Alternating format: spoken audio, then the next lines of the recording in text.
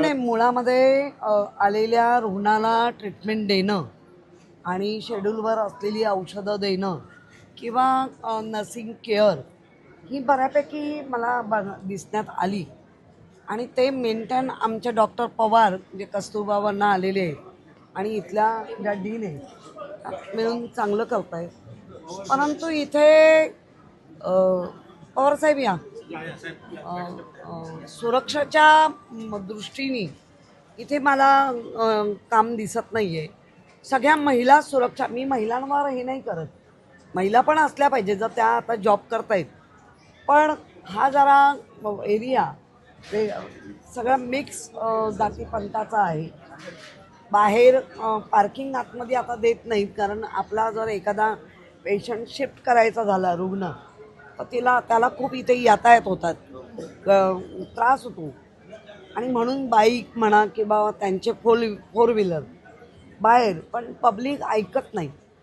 आणि मला जे चीफ सिक्युरिटी ऑफिसर आहेत तावडे म्हणून, आता त्यांचा कारभार मी आधीही पाहिला आत्ताही बघते. मुळात इथे त्यांनी जी रिक्वायरमेंट आहे हॉस्पिटलला ती पूर्ण केली पाहिजे. बरं, आता ते कॉन्ट्रॅक्ट घेत आहेत, कोणाचे घेत आहेत काय ते बघू आपण, पण सगळ्याच महिला ठेवल्या आहेत. नाईटला तरी पुरुष असले पाहिजे आणि डेला पण, कारण जेव्हा एखादा रुग्णाचे नातेवाईक खूप असे संतापून येतात तर ते महिलांना मारामाऱ्या झालेल्या मी पाहिले आहेत. त्यामुळे ह्या अशा गोष्टीकडे लक्ष वेधणं, आमच्या सगळ्या नगरसेवकांनी ती तक्रार केली. एकंदर डॉक्टर्स, नर्सेस आणि त्यांचं ते आपापलं काम बरोबर करतायत, पण हा जो ज्याला सिव्हिल वर्क आहे इथे फुल टाईम एक सिव्हिल हे ठेवला पाहिजे, इंजिनियर इलेक्ट्रिक आहे ना, MNDचा आहे. पण अजून एक राहिला तर बऱ्याच ठिकाणी मी पाहिलं की अगदी छोटी कामं आहेत की जे ती सुचून पटकन करू शकतात, त्याच्यावरनं अनेक जण पडले किंवा त्यांचा पाय मोडला, रुग्ण आला म्हणून अधिक रुग्ण झाला, अशाही गोष्टी घडल्या. त्याच्यासाठी जी बाकी यंत्रणा आहे म्हणजे डॉक्टर सिस्टर ह्या यंत्रणेच्या पलीकडे ज्याला आपण सिव्हिल वर्कसाठी आणि हे जे सिक्युरिटी आहे त्या व्यवस्थित टाईट झाल्या पाहिजे. आणि इथे बरेच गोष्टी घडले, मारामारी, आमच्या सिक्युरिटी ऑफिसरला मारलं आहे, त्यावेळेला त्या ठिकाणी पुरुष म्हणून असणं गरजेचं आहे, कारण बऱ्याच वेळेला जरा दणकटपणे ते सांगू शकतात. त्या गोष्टीकडे मी जास्त लक्ष वेधू इच्छिते की आता महापौर तावडेच असल्यामुळे त्याचा काय लाभ घेता येत का, किंवा त्याच्याही आधी टंगळमंगळ होते एवढी नक्की, आणि राऊंड होत नाही. 1 महिन्यानी 2 महिन्यांनी राऊंड आपण चौकशी केल्या आणि ते कळलंय, मग काय करता तुम्ही काम, हा प्रश्नचिन्ह निर्माण होतो ना. त्यामुळे नुसतं मोठी पोस्ट नाही, पोस्टसारखं काम करा.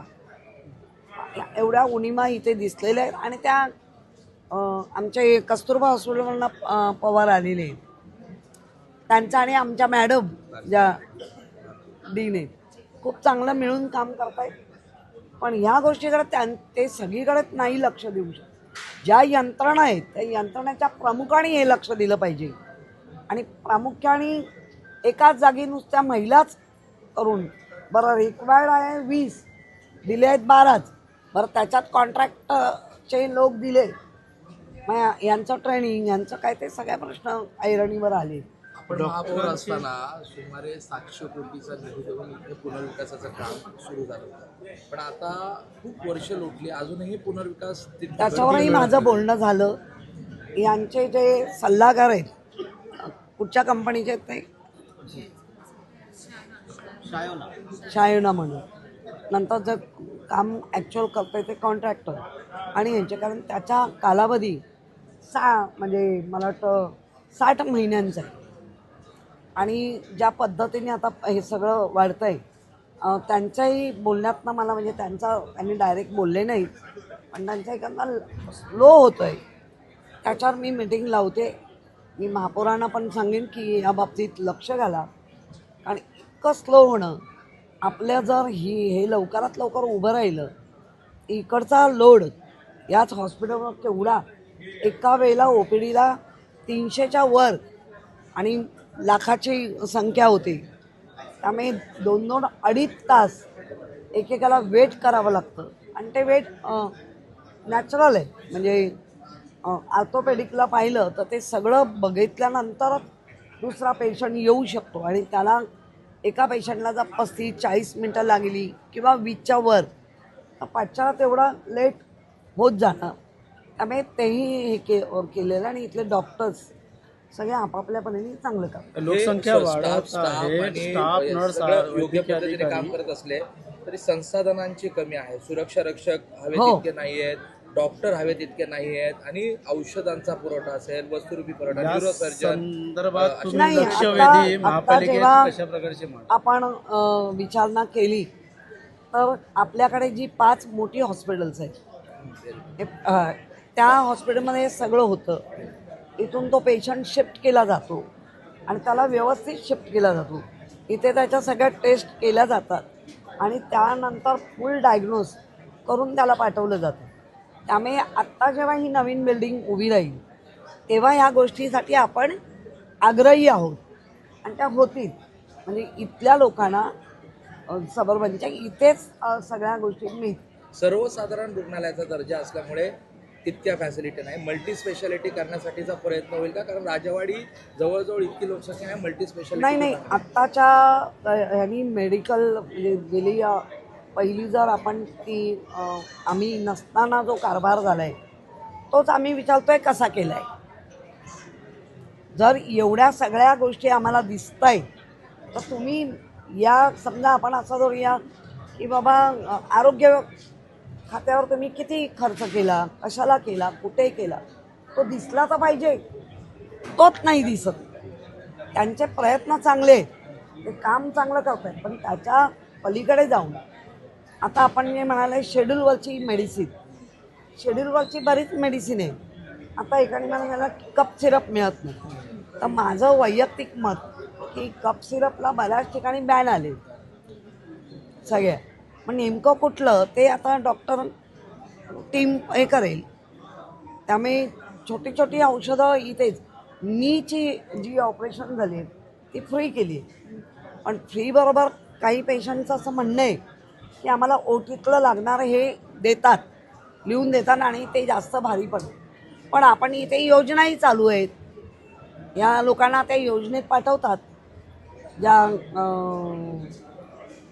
आता काल आपल्याला जीवनदानी वगैरे हे सगळं त्या देतात ना त्यांना. काही राजावाडीवर ताण जो आहे तो इतर रुग्णालय जे आहेत ते अजून तयार झालेले नाहीत. शताब्दीसारखं रुग्णालय आहे ते प्रॉपर सुरू झालं नाही. अग्रवाल घाईघाईत उद्घाटन केलं, मात्र फुल फ्लेशमध्ये चालू नाही आहे. आजूबाजूची रुग्णालयांची स्थिती अशी असल्यामुळे राजावाडीवर ताण आहे. तर या रुग्णालयांची देखील पाहणी करून ती लवकरात लवकर नाही, आता महापौरांनी पण पाहणी केली आहे. मी मुळातच या क्षेत्रात थोडंफार काम केल्यामुळे जे आम्हाला काय ज्ञान आहे त्या ज्ञानाचा उपयोग करून जास्तीत जास्त लवकर करण्याचा प्रयत्न करू. शेवटचा प्रश्न ताई, रुग्णालयांच्या खाजगीकरणासंदर्भातली देखील चर्चा सुरू आहे. अनेक महानगरपालिकेची रुग्णालय ही खाजगीकरण होण्याची शक्यता वर्तवली जाते. कसं पाहता याकडे? त्याचा विरोध मुळात मध्ये पैसे वाढवले राज्य सरकारने आणि परत ते मागे घेतले, तर प्रपोजल मागे घ्यावं लागलं. सर्वसाधारण जी लोकांसाठी रुग्णालय आणि जी महानगरपालिकेची आहे त्याचं प्रायव्हेटेशन करूच नाही देणार. उलट तुम्ही असं म्हणा की आमचीच लोक प्रायव्हेट सारखं ट्रीट करतील, हे करायला लागेल. कारण मोठमोठ्या आमच्या वास्तू आहेत, त्या वास्तू कोणाच्याही असं ताब्यात दिल्या जाणार नाहीत. आम्ही त्याला विरोध करतो. ठाण्यामध्ये किळसवाडा जे तीर्थ योजना सुरू केली होती त्याला देखील आता सरकारने बंद केलेला आहे. अशा एकंदरीत जेवढे एकनाथ शिंदे यांनी योजना सुरू केली सर्व हळूहळू राज्य सरकारच्या माध्यमातून बंद करण्यात आहे. कसं पाहता याच्याकडे? ज्यांनी चालू केली ते विचारतील, ते तर सत्तेत आहेत. पहिले गुलाबजाम, आता चना गुल तर मॅडम एक किळसवाना प्रकार घडलेला आहे ठाण्यामध्ये. एक मासे विक्री करणारा परप्रांतीय त्यांनी लघुशंका पॅन्टमध्ये करून मासे विकताना अक्षरसमोर आणि मध्यधुंदी अवस्थेत सापडले. ठाकरे गटाच्या वतीने सामाजिक कार्यकर्ते महेश कदम यांनी थेट त्याला पळून काढलेलं आणि इशारा दिला आयुक्तांना, असं जर घडत असेल तर अतिक्रमण विभागाने कारवाई करावी, अन्यथा दालनामध्ये मासे टाकावे. याच्यामध्ये दोन गोष्टी आहेत. एक आहे विक्रेता विकतोय आणि एक आहे खरेदी करणारा. खरेदी करणाऱ्याने पण थोडं ऑब्झर्वेशन केलं पाहिजे. प्रत्येक गोष्ट सरकार, प्रत्येक गोष्ट महानगरपालिका आपल्या निदर्शनात आलं नक्की त्याला अशाला फोडलाच पाहिजे. आणि ते जे काय आहे ते लोकांसाठी आरोग्यासाठी मग चांगलं नाही.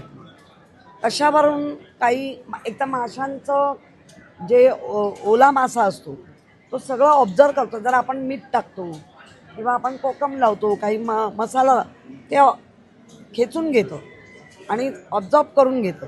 मग लघुशंका कशाला नाही झाली. त्यामुळे मी जे खरेदी करून घेत आहेत, विकत घेत आहेत, त्यांनी कोणाकडनं घेतोय, कसा घेतोय. आणि मुंबईत तर कोळी आमच्या ज्या महिला आहेत किंवा कोळी बांधव आहेत त्यांची मार्केट आहे, स्वस्त मिळतं, पटकन मिळतं, म्हणून असं करू नका. शक्यतो ज्यांच्याकडे हायजेनिक चांगलं मिळतं त्यांच्याकडनं घ्या, कारण तुमच्या कुटुंबाला हे त्रासदायक आहे. कमी पैशात किंवा पटकन मिळतं म्हणून तसं करू नका.